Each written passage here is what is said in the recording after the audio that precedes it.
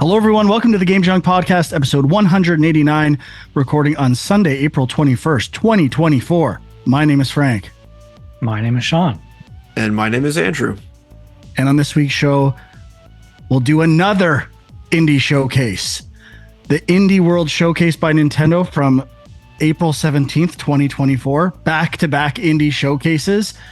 Maybe this one's better. Maybe this one's worse. Maybe they're exactly the same. How are you guys doing? Not Good. Too bad. Busy. Yeah, it's weird with I don't know, just waiting for some sort of big showcase to drop. Like, it's so quiet right now in terms of the game industry. So it's a little weird. Unless you're looking at layoff news. Lots of layoff news. Oh, I actually hadn't seen any of that. So it's pretty constant. Like this past week? I think so. Yeah. There was some more. There's some big names. I think Take-Two.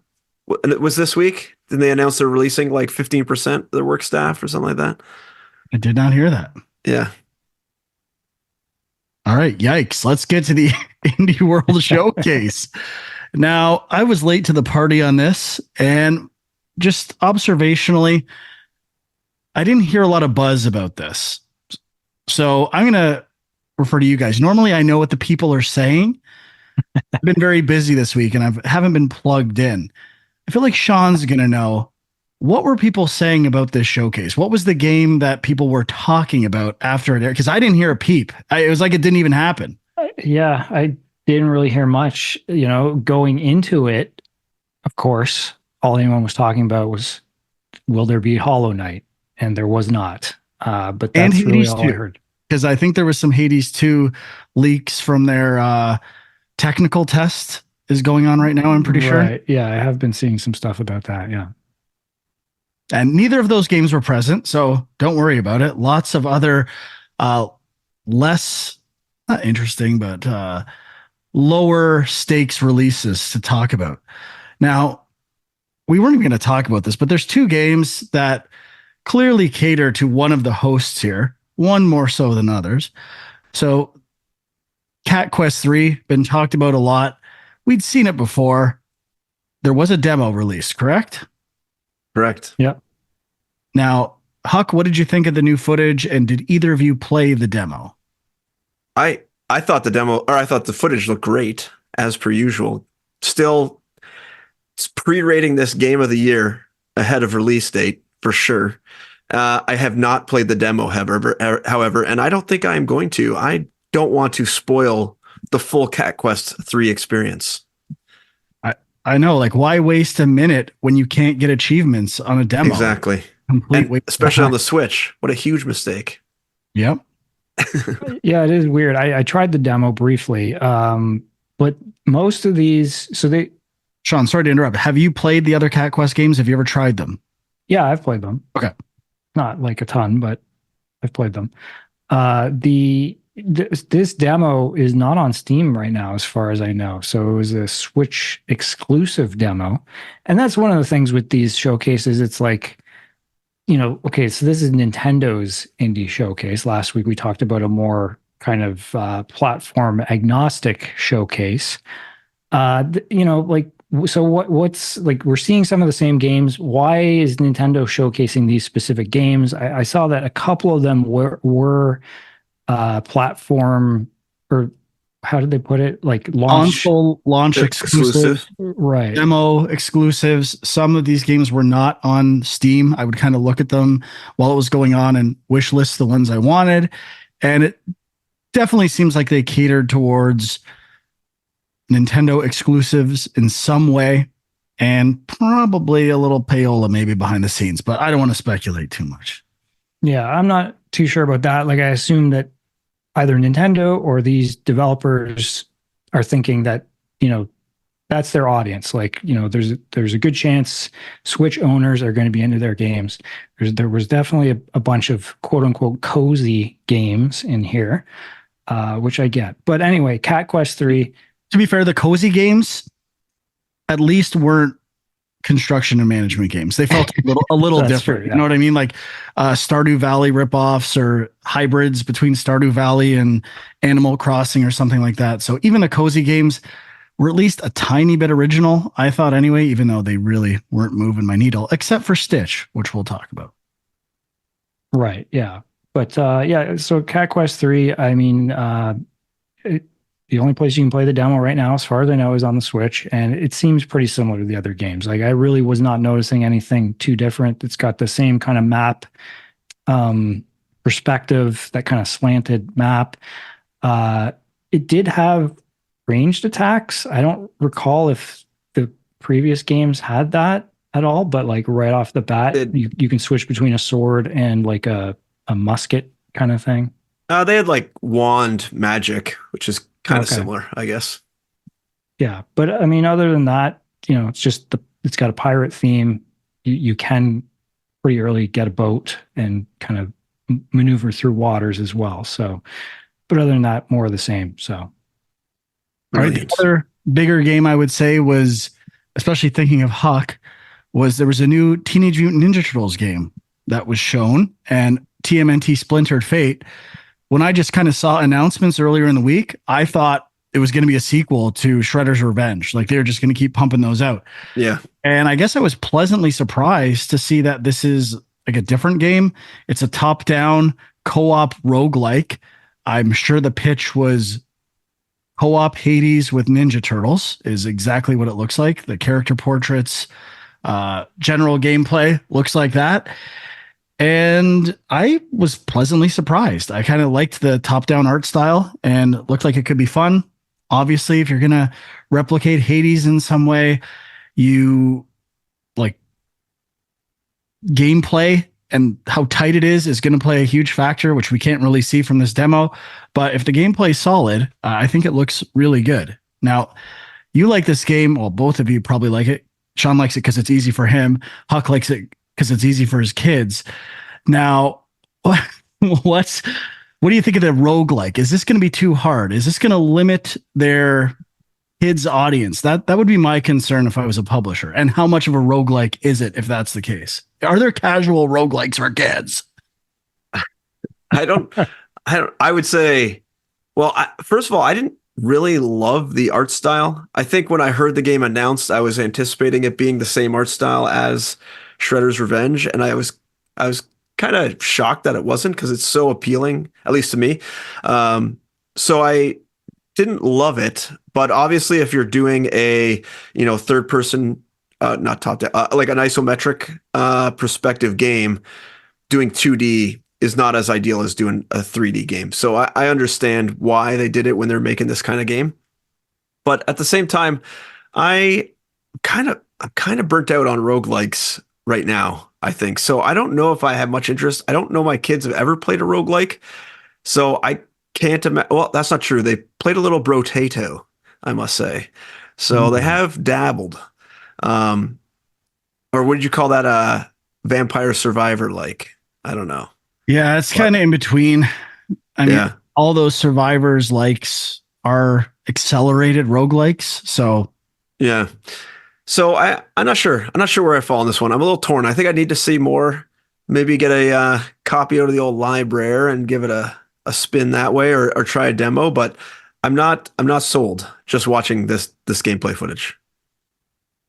Yeah, I agree. I wasn't crazy about the art style, and I believe this is on Apple Arcade already. And kind of knowing that, my expectations are a bit lower. Unfortunately. But I didn't know that, and I am now in a complete agreement with you. But like I do agree, the roguelike element is kind of intriguing, and 4-player co-op roguelike could be fun. But yeah, in terms of your question of easier or more kid-friendly roguelikes, there was recently there's a new Turnip Boy game that is on Game Pass, and it's kind of a roguelike, and it feels a bit more kid-friendly. I haven't really played too much of it, but I know someone who worked on that game. Oh, cool. Okay, that's pretty neat. In terms of I'm going to step back a bit and just say, with these Nintendo Directs, the intro is always so strange to me. I feel like they always lead out of the gate with like very low energy. I'm expecting to get a cool announcement or get the ball rolling, and it's kind of like those treehouse things they do after showcases. It was just like, is this a produced thing? Like it felt so like blasé. And the first game was Little Kitty, Big City. And it's like showcasing ladybug hats and emotion. Like I'm not a cat guy. I don't really care. When this was the lead game, I should have known better, but I was pretty concerned as to where this thing was going. But it improved. And then even Yars Rising, which is a new game from the developers of Shantae and River City Girls, it looks okay. Like some Mega Man elements, and I was a little compelled by there was some mini games, some 8-bit or 16-bit mini games inserted into the gameplay. So tough to tell. And then the third one off the start was kind of Refined Self, the personality test game, which I don't know. Did any of these three initial games do anything for you guys? Were you as perplexed as I was, or what's going on here? Definitely some strange choices to lead with, but Little Kitty, Big City would have thought no interest at all. Seeing some of the footage, I was like, you know what? It actually kind of looks like Stray minus the sci-fi elements. I don't know. Could be convinced potentially to play this game, but I don't know. Probably not for me. Yars Rising out of the three was probably the one I'm most interested in. Yeah, I agree with that. Little Kitty, Big City seems a bit like a more casual and cuter goat simulator to me. Like where goat simulator is really goofy, this is a cozy version of those. Yeah, I could see that. I don't know. I mean, Goat Simulator is all about wacky physics, not necessarily about like quests. And, yeah, that's true. Yeah.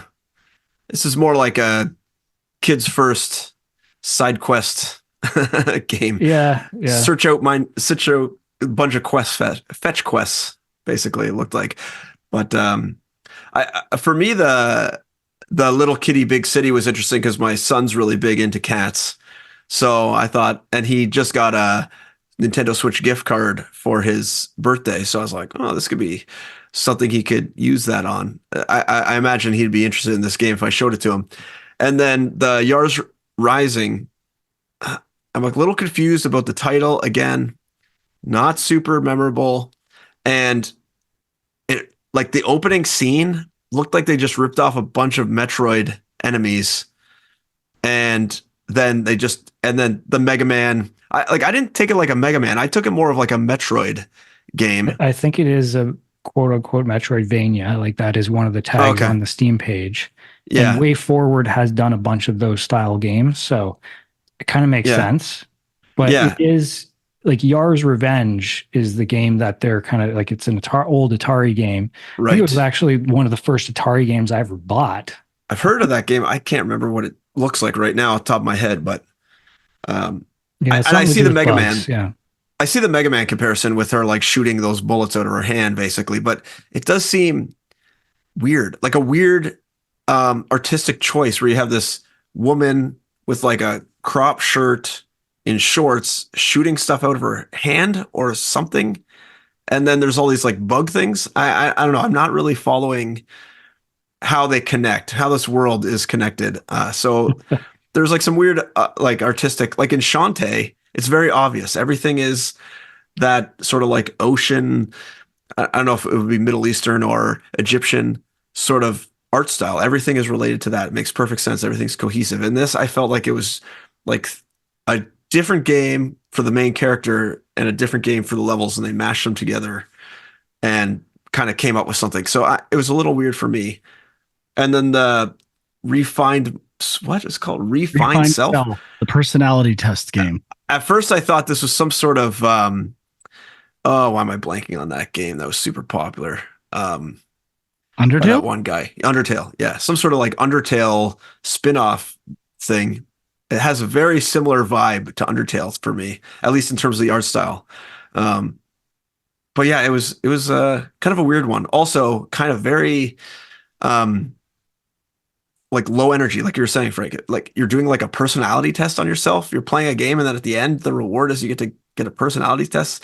I'm not sure how that is hyping you up for this game exactly, but yeah, weird choices. Steam, and it has some like looks like maybe deconstructing some RPG stuff. So I don't know if Undertale is that far off of a comparison, but it does seem like a game that, even being in this Nintendo indie showcase, does not lend itself to like a trailer. It seems like a game that would not show well via trailer. So maybe it's popular on Steam. I'm not really sure, but it did seem like a strange choice. Did you see the amount of reviews there? 1,800 approximately. Okay, I mean it's not super high, but not super low.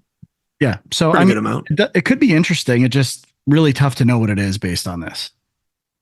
Yeah, I was feeling more like a visual novel type idea, maybe, but I'm not sure. All right. Let's cover a couple more cozy games. Sticky Business, which was a sticker creation kind of simulator, which I generally like the art style. I don't know if it's fun, but I was a little intrigued by this game. And Stitch, which seems like a modified version of Picross / Sudoku, where you do embroidery puzzles by selecting areas with numbers. And I'm like, this seems like it's up my alley. I literally went to go buy it from Nintendo, and then I saw it's on Apple Arcade already. So I played it a bit before it recorded, and I feel like it works better on a mobile device. So like touching the actual areas versus using a controller is a huge difference. So I'm glad I looked it up and didn't buy it, but I was having fun with it. It's just a simple casual game. Very good for the shitter. And I was kind of down. Any of these games appeal to the two of you? The sticker game, perhaps? I wasn't buying the sticker game. I didn't really like it. Seemed like something like maybe my kids would be into, just in terms of like kind of playing around and being creative, but I wasn't really seeing what the game was, other than I guess it is a management sim of some sort. But Stitch did kind of look cool. I agree, and wouldn't mind checking it out. It's I like nonogram. What do we call those things, Huck? Yeah. Seems like it's your kind of game. No nozzle. No nozzle. That's the game, right? But that's the game. Yeah. Monograms. Yeah, I think it's nonogram. Yeah. I agree. I was kind of interested, and it kind of reminded me. My wife plays this game on her phone where you have to like drag basically like a line. There's like dots of different colors, and you have to drag the line around the screen without them crossing. And it kind of reminded me of that, and but in a little more voluminous way. And so I was kind of interested in this game, but can you buy it like a la carte on the App Store, or is it just Apple Arcade? I assume any game that's in the Apple Arcade is also purchasable, but I don't know that for sure. I don't think that's true. Some of them are, but a lot of them aren't. Yeah, so I mean, it seems like it would be perfect for the phone or an iPad, like an iPad or something like that. But I'm sure Switch in handheld mode, it's fine too. But yeah, but then you got to pay the Nintendo Premium. It's probably a $40 game versus an $8 game or whatever. I don't know. I found this. I think this was one of the games I was most intrigued by at this thing. It definitely was giving me no nozzle, murder by numbers vibes in just like a puzzle to solve in a visual style, which I was into. All right, let's get one more out of the way. Valley Peaks, which is like it's not really cozy, I would say, a bit of an exploration where you're climbing towers with a very kind of avant-garde art style, which I was not a fan of. Like that art style was doing nothing for me. So it almost obscured the gameplay. I really couldn't figure out what was going on. This is a trailer that did not show well to me as part of this. It could be a good game, but not a game that's well suited for trailers. And I don't know. Did you guys like the art style for this? Am I crazy? I'm thinking like it's bad. I mean, I didn't like it either. I didn't mind. Like, it was interesting. It just, I really couldn't figure out what, the gameplay was, and I don't know. Yeah, it didn't do much for me. There is a demo on Steam, looks like. Yeah, I mean, it's got its moments. Like stills, it looks good. There's something about it in motion. Even some of these stills kind of look like barf, if I'm being honest. But it looks like it's a first-person climbing game, but Yes. with this weird art style. Even like one of the opening scenes of the trailer is like it looks like it's sticking its tongue out, but it then takes up like the whole screen, and then they crash into the side of a mountain, and I'm like, that doesn't look fun. Like, was this supposed to be compelling to people to do this? It just was a weird choice. And yeah, the art style, it's almost like pastel colors or something like that with like hard outlines.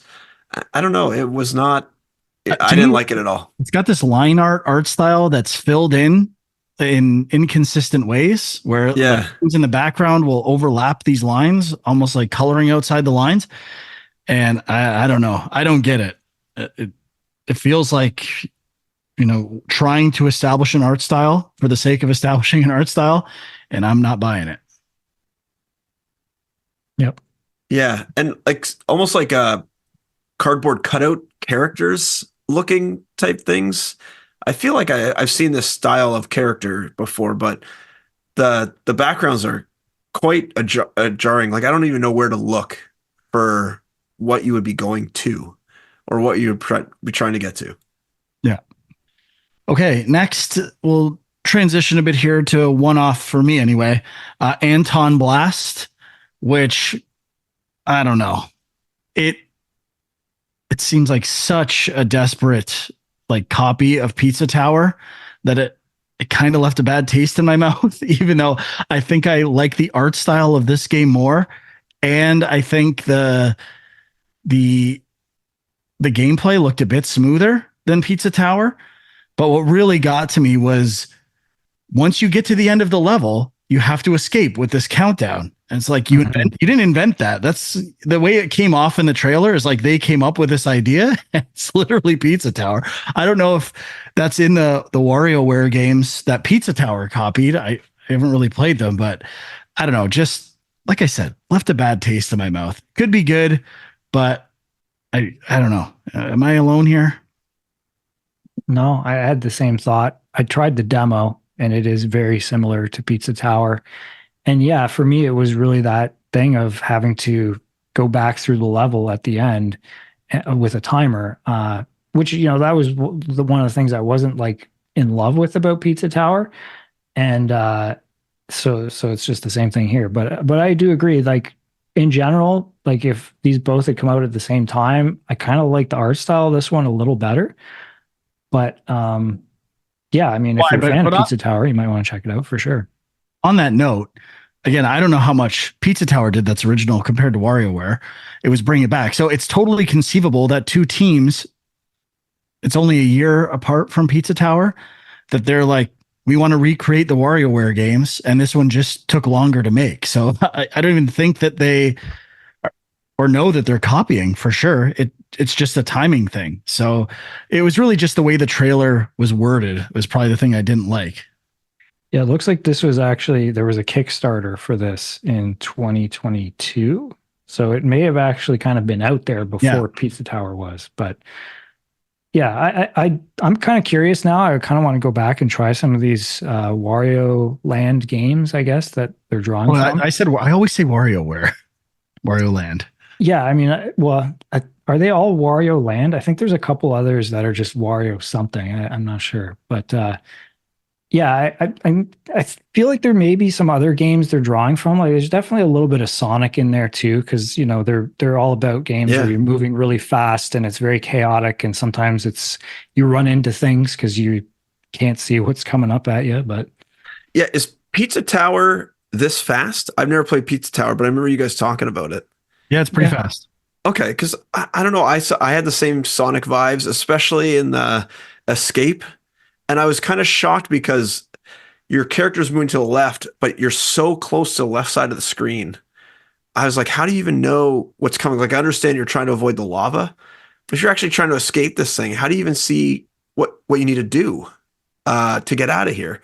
It seemed like a problem to me. And I don't know if Pizza Tower's like that. I know you guys like Pizza Tower, but I don't know. This gameplay did not look fun. It looked like Sonic to me, exactly like Sonic, except with more stuff flying around. yeah. Yeah, I'm kind of actually coming around that I'm intrigued by this, but I just couldn't separate the pizza tower thing. But to be fair, I think they actually probably came up with it first or around the same time. So I'll give them the benefit of the doubt. I wish listed. It looks better than Pizza Tower to me, so I'm kind of in.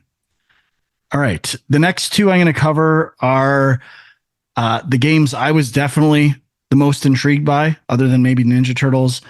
And one is Lorelei and the Laser Eyes, which we've seen before, but we saw a bit more footage this time from the creators of Sayonara Wild Hearts, and also Europa, which I don't know if we've seen before, but it's kind of got a cell shaded art style, reminding me a bit of Ni no Kuni type stuff, but not the same gameplay, like an open world action 3D platformer kind of game.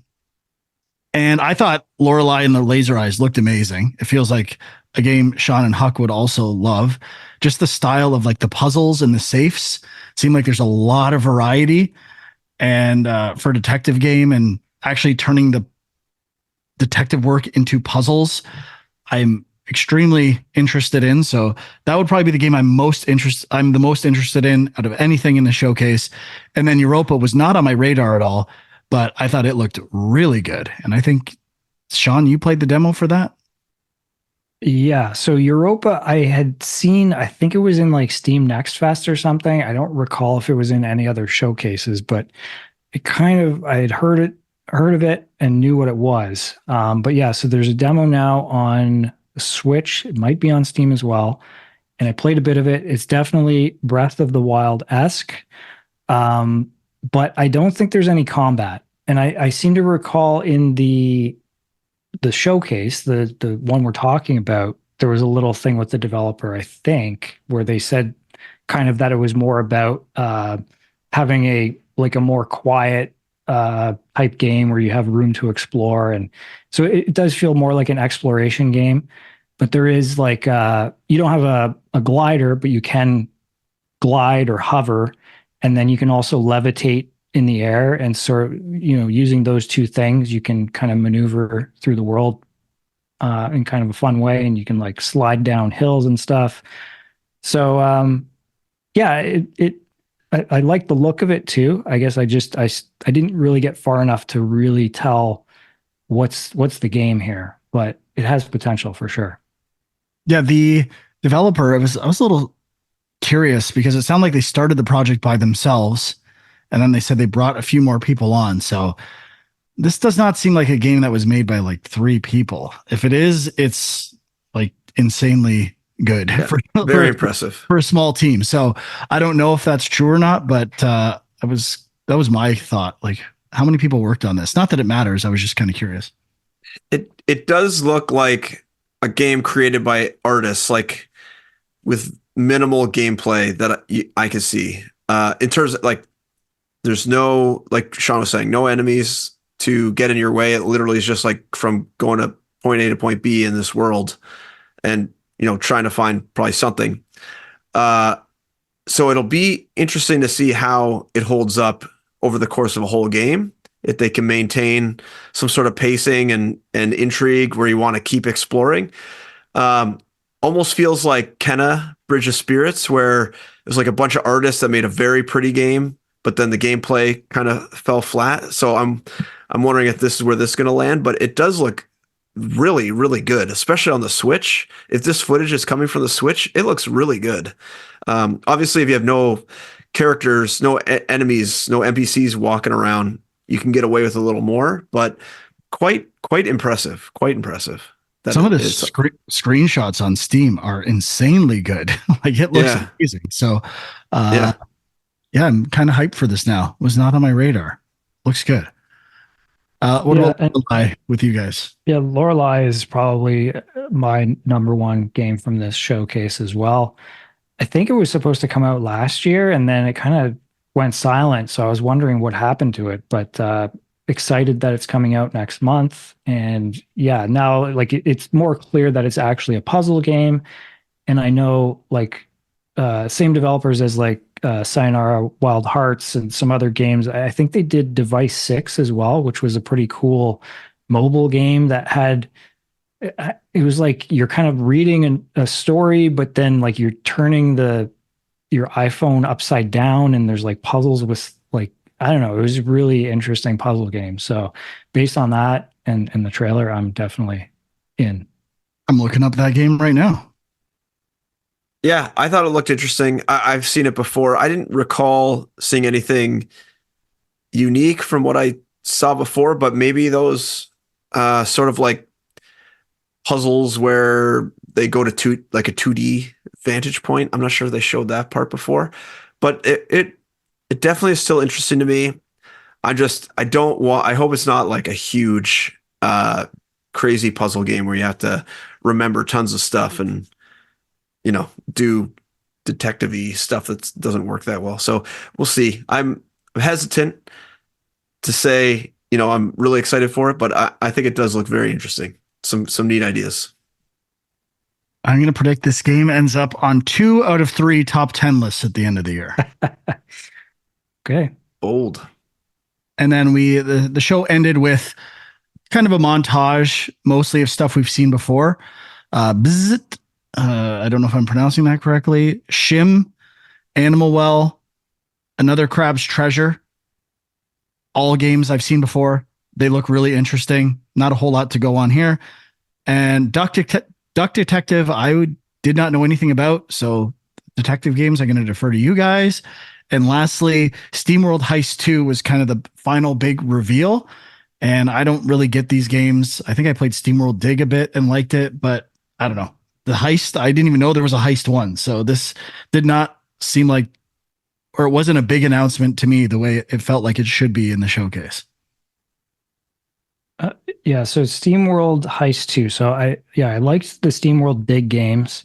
I don't think I played the first Heist game, but I do recall like I feel like it got pretty good reviews at the time. It was kind of like a turn-based strategy game, I guess. Like you shoot at people and it's like your bullets bounce off ceilings and walls and stuff. So it looked kind of cool. They did another SteamWorld game that I think didn't do so well. It was kind of like a building or crafting game. SteamWorld Build, I think. Okay, yeah. So I don't know. I guess it's exciting for some people that they're going back to this series, but out of the other ones you mentioned, so Boozed I have on Steam. I've played a little bit. It's kind of fun. It's like a precision platformer. I don't know what I'd compare it to. I guess it's kind of in the vein of like Super Meat Boy or something, kind of. Skim, I think, yeah, we've seen before. Looked kind of cool. It's the shadow game, right? Isn't it like jumping into shadows and moving with shadows? Yep.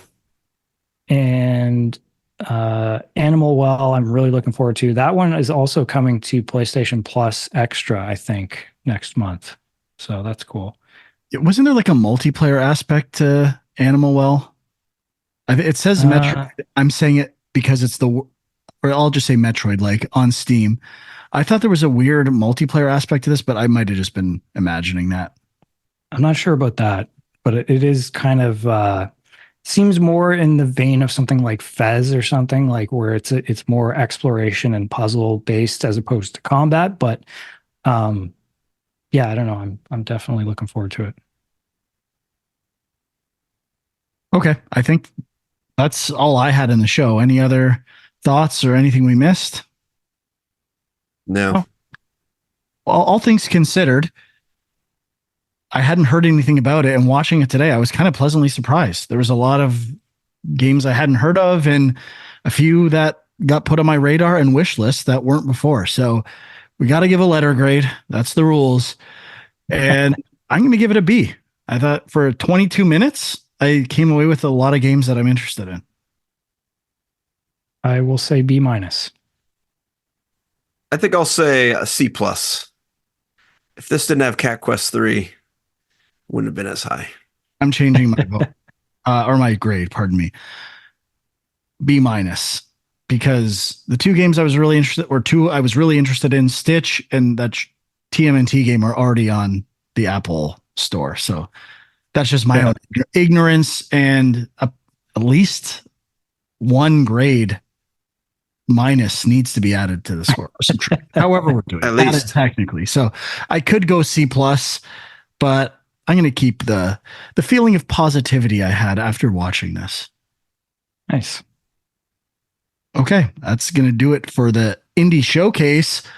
What did you guys play this week?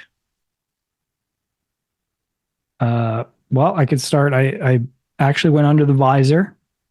And so, Frank, you were talking about how Anton Blast and how similar it is to Pizza Tower. So I played a game called Max Mustard, which is available on the Quest now, and it is pretty much a ripoff of Astrobot. But I don't mind. I'm enjoying it. Like it's a little too close. Like there's things that I'm like, man, you could have just tweaked it a bit, made it your own thing. Like it's literally you're in a level, so you're controlling a character in 3D space, and they have like a hover type thing when they jump.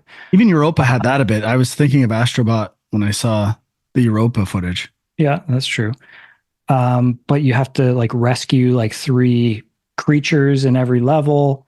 It has some of the same stuff that Astrobot had, where like you as the I don't know how to describe, like you as the player who's not the character but the player who's controlling has like little weapons you can actually pick up and use in VR space. So there's like a little suction cup gun that you use to shoot at stuff in the level.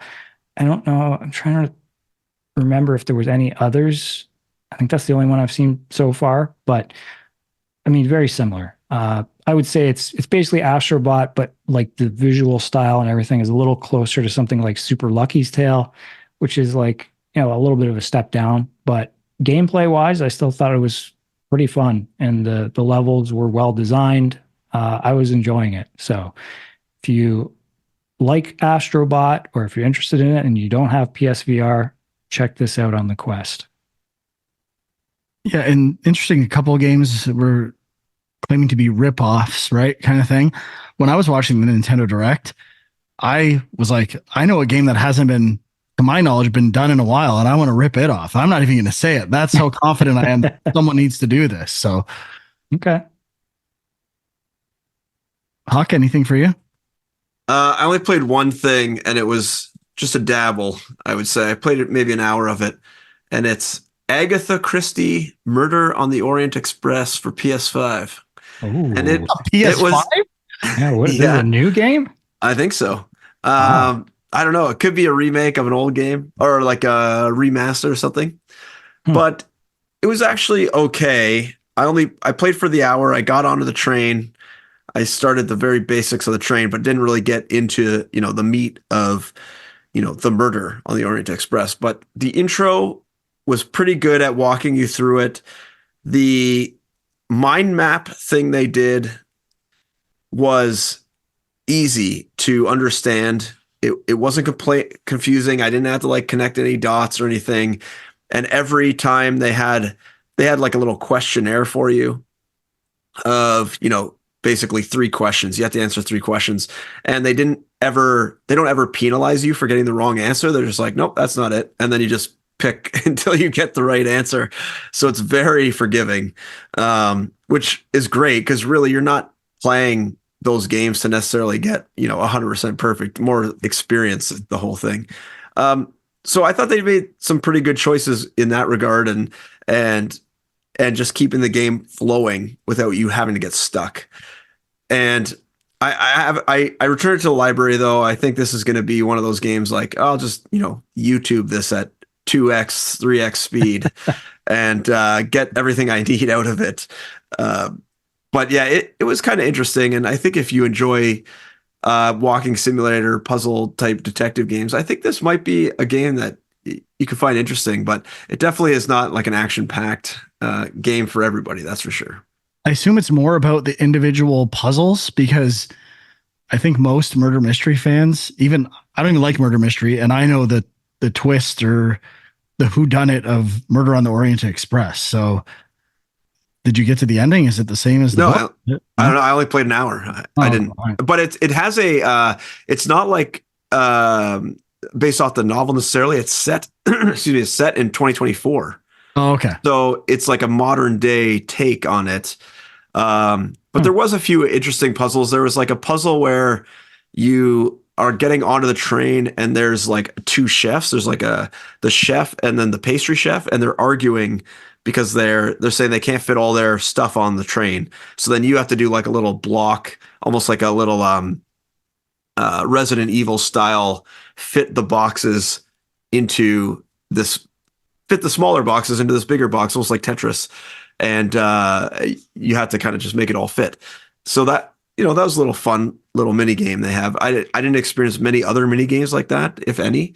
It was mostly just you kind of like analyze people and guess their age and guess their profession and their nationality and answer some other things about how you think something happened. But it's all very forgiving, and it's kind of interesting. Flowed well, but yeah, it would be interesting to see what other puzzles they come up with, but nothing really like grabbed me immediately. And it was quite slow paced. I couldn't like skip dialogue, which is a big turnoff for me in these kind of games. Like if I don't want to listen to the voice actors and I can read it faster just to get through the game, I'll do that. And I couldn't in this game. So that's a little bit of a deterrent. Okay. I tried the early access for No Rest for the Wicked, which went live this week, the new Moon Studios game, which is their take on a Diablo type game.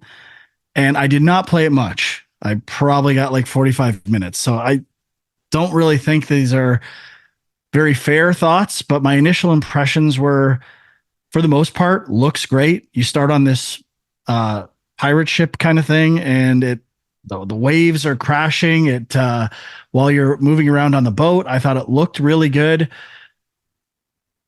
The art style, the characters have this very odd proportion, which is like I hate when games just do weird proportion to establish an art style. It's kind of like what I said with that climbing game and Spielberg in the early 2000s, like a forced attempt at an art style. And especially when you're creating your own character, there's a character creator, and I'm stuck within these like huge arm proportion things. And I just wasn't vibing with it at all. So it's not a deal breaker. It wasn't like hideous, but I'm just like, this feels like we have to come up with some weird proportions so our game sticks out. And I don't think it was a good choice, to be honest. I feel like some somewhat regular proportions would have been better. Yeah, I kind of remember the trailers for this, and I remember the art style looking unique, but also I remember that aspect of it. Now, what's the difficulty level like on this thing? Because I'm hearing a lot of Souls-like talk. I guess from what I played, it's Diablo with top-down Souls-like combat, which sounds kind of intriguing to me. But from what I did in the game, I was just pressing X and holding X and blocking and parrying. Like it's even a simplified version of that. So I don't want to say too much because I haven't unlocked powers and all this stuff. So, and it's early access. So maybe you unlock a lot more stuff as you go forward, but it definitely had me thinking that Diablo kind of figured out that for this type of game, it's not necessarily about the combat. Like you're just clicking on stuff. It's more about processing what you're going to do next and understanding economies in a live environment. Like you're very quickly reacting and managing health, like stamina or magic points or some version of that. And every Diablo character is some different version of how to do those things. The ones that kind of build a resource and then you use it for different attacks. And this was, I could see a case where, yeah, well, what if Diablo actually had fun combat? And that's the hook for this game, along with their kind of signature beautiful art, which aside from the character proportions, I do think it looks amazing. So I'm not necessarily disliking the game. The gameplay was not hooking me in the first hour. So I might give it a bit more time, but again, it's early access. I don't like to go too far down the early access road. before the game changes and achievements are in there and stuff like that. I was just really curious because it was Moon Studios and I love the first Ori and like the second Ori. So popped on it. Maybe we'll give it some more time. I don't think it's actually co-op. So it's different from Diablo in that sense, but environment art and lighting is phenomenal. Looks really good. Yeah, I was just watching a video to refresh my memory, and it looks really good. I just came up to the character proportions on the video I'm watching. I hate the proportion. I literally hate it. It's so bad to me. When they do the artistic like close-ups of the characters, it almost gives me like a Darkest Dungeon like vibe. And yeah, I'm trying to think of another game. It's not Trine. Maybe it's Torchlight or something that I'm getting some vibes on, but this definitely, the lighting is really, really good. Definitely, you got to look at the character creator. Look up No Rest for the Wicked character creator. Yeah. And just when you see like, I admit the characters look better with clothing and armor, but when you see like their like naked bodies, it just looks so strange. Yeah. It's very peculiar. Okay, Sean, anything for you? Yeah, I got one other thing, but just real quick, I just remembered talking Diablo, your poll on the Discord, Huck. Yeah. I haven't checked in on the final results, but I looked, I think, yesterday, and I was surprised it was almost 50-50. Yeah, I think it creeped closer to keyboard. Yeah. Keyboard mouse. Let me see. We're at still pretty close. 55% keyboard, 45% controller. So not a huge response rate. Yeah. But not a big sample. If you want to get on this poll, Discord link is 37 minutes left for right this second. Is that all so we got to extend it. The link is always in the YouTube video, youtube.com/GameChunk. All right. I have one more thing I forgot to talk about last week. Again, didn't play it enough, but I tried Pepper Grinder because I was really compelled by what I saw with this game. I played level 1 and I was like, this is going to be on my game of the year list. Like, I love it. How is this game not being talked about more?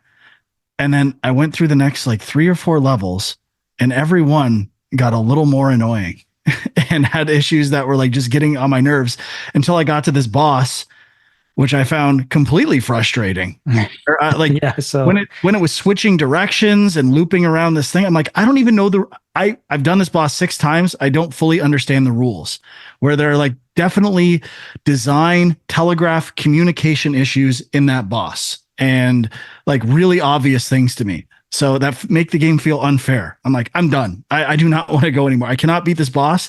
And I don't think it's necessarily a skill thing. I think it's a design thing. So I would like to go back to it at some point, but I was like, for now, I'm done with this game.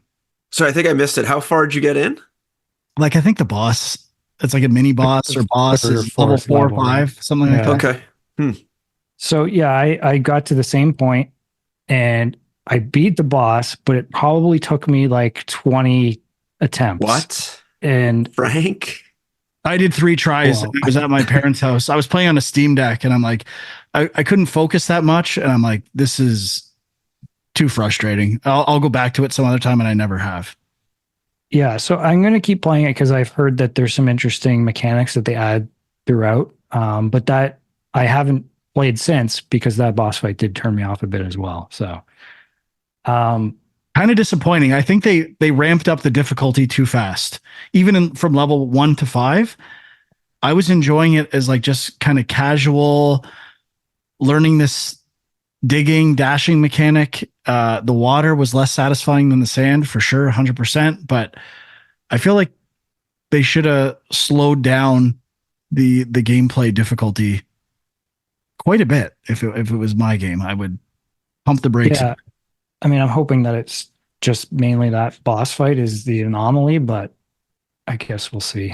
It felt really good, and like the rumble, and when you use the drill, it's really good. So I was kind of disappointed because I was loving it so much until I hit that minor roadblock.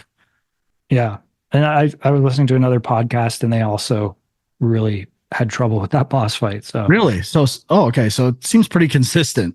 yeah. I would not be Maybe surprised. there'll be a patch to Yeah, nerf it a bit. So when I get around to it in like 2 years, it'll be perfect. Game of the year. Game of the year. So the other thing I tried briefly was Harold Halibut. This was the big sort of 14 years in the making stop motion animated game, which is on Game Pass now. And so, I mean, first of all, like I guess I was a little confused. I did a little bit of reading on how they made it. I guess it's not full stop motion, although I don't really know what that would be in video game terms. But like they did model the characters and I think the environments like out of actual physical materials, but then they scanned them into the game. And I believe the animation was done with motion capture. So it has like at times it does look definitely like a stop motion movie, but then there's other times where it just looks very video gamey. So it's, it goes back and forth a bit. I mean, on that point, you could probably argue that like the original Prince of Persia was like almost stop motion because they like took a video of the guy running and then like chopped it up into frames, like stop. It was rotoscope, and that's like all 2D animation type. That's all 2D animation is, a bunch of frames, like stop motion. So it is a weird term to use when you apply it to video games because even behind the scenes, an animation is not a continuous thing. It's, you interpolate between keyframes and that is what it is in the game. So it's not really, everything's kind of stop motion in a game to some sense. But I understand when you're trying to compare it to movies in that regard, like taking a snapshot of the whole scene. But yeah, or if it would have been full stop motion in game, I guess you would have had to basically what Jordan McInerney did for Prince of Persia. You would have had to like model the physical character for each frame and take a snapshot of that and then bring that into the game and somehow. Yeah, but I don't know how you do that in 3D. It'd be impossible. Yeah, you'd have to get like every single angle possible. Yeah, that would be. Yeah, I don't know. Impossible. So anyway, like it's kind of sold on the look of it, I think, and that's what people were excited about. When you actually play it, it's kind of like I said, at times it's like, oh, that's really cool, and then at other times it's doesn't look that different from other games. But the lighting is really interesting, and it's so like the story is, I think these people are living in sort of like an underwater base kind of thing. And I read it on the Xbox game thing, whatever the description of the game. I think it said that they crash land on an alien planet in the ocean and they've been stuck there for like 50 years or 150 years or something like that. Yeah. And so they're just starting to explore outside of their ship. And it's got this, the main character is like a janitor or something, which I don't know if that's supposed to be like a little Space Quest homage or something, but 100%. But so like it has the feel of like there's going to be some sort of dystopian thing about like life on this ship, like people aren't being told what's happening outside of it or something like that, but I haven't really gotten far enough to really know. But in terms of gameplay, there's not a lot there. Like it really is more of a walking simulator than even a point and click adventure. Like there's really no puzzles that I saw. It's basically go talk to this person. Okay, you go find that person. Now go give this person this, go do that. Like it's just clicking around, or not clicking around, but like you move with the controller to point A to point B and story stuff happens to you. That's about it from what I've seen so far. So I don't know if it's really my thing. I'm sure there's some people who will be into it. But Sean, I gotta be honest, if it's not your thing, I don't know whose thing it is. This feels like it should be your thing. Yeah, I mean, it's just a narrative story experience, really, I think, more than a game. So, all right, we'll see what happens with Harold Halibut. That's it for me. Anyone else got anything? Been a late week. Nope. All right, so next week, Huck will be away probably for the next 2 weeks. So not sure what we're going to do yet. Might be a show, might not be. I jumped the gun on Stellar Blade by a week. I was from last week's show saying it was out this past Friday. It was not. It's coming out this upcoming Friday. So maybe we'll have some thoughts on that. And is there anything else major coming out this week? I think that Tales of Kenzera game is out. That's on PS Plus too, I think. Oh, and Ayuden Chronicles. Oh yeah. There's a review for that on Ayuden. Yeah, I'm not I downloaded Ayuden Rising and kind of want to play that. Even though I know it's not the same gameplay. I played it for a bit. It was okay, but I think it's definitely different. Yeah. Oh, it's totally different. And last thing I'll just say, while I was doing work, I got this insane compulsion to get my PS3 up and running and my Vita to play these games, Fallout 3 and was it kind of Muramasa, Demon Blade on Vita, and these other games. Yeah. Should fire up a copy of Citizens of Earth. You're damn right I should. Just be careful of those crashes. They'll get you. There's crashes? Oh yeah, maybe not anymore on the Vita. Maybe we patched them out. I don't know. Let's pretend I did. How long does it take? I know there's no platinum trophy, I believe. Citizens of Earth to play straight through? Yeah, it's just I don't know. It's when they were really strict with platinum. Probably 30, 35 hours.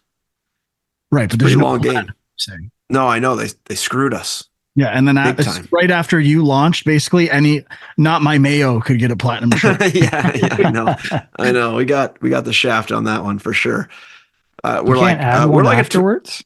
No, I don't think so. Yeah, you might have to. Maybe if you did like some sort of weird DLC pack. I'm definitely not on the Vita anymore. Although Scourgebringer was made for Vita somewhat recently. I don't know if it translated to any sales. I loved Scourgebringer. It was one of my favorite roguelikes. And it's on the Vita for $20. Might really? hop on it and never play it, but kind of cool. It might be one of the last Vita games ever. Yeah. So is it the Vita store still up and running? Oh yeah. Really? Pretty choppy, pretty annoying to use, but it's out there. Okay. Maybe it's time for a little Vitacation Part 2, retirement. Maybe I should bring my Vita on my trip. See what I can get away with. Now we're talking. Now it's a true Vitacation. Mine was just sitting at home playing Vita. And yours will be playing your Vita on vacation. For sure. All right. Well, thanks for listening or watching. You can find us on youtube.com/GameJunk for video. Discord link is there. We'll see you next time. Bye-bye.